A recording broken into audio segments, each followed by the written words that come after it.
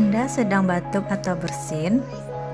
Tahukah Anda bahwa saat batuk atau bersin, Anda berpotensi menyebarkan ribuan hingga jutaan kuman ke udara?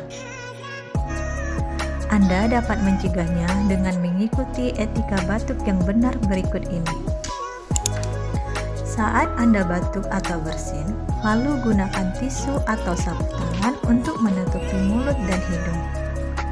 Jika tidak ada tisu atau sapu tangan, gunakan lengan bagian dalam bukan telapak tangan.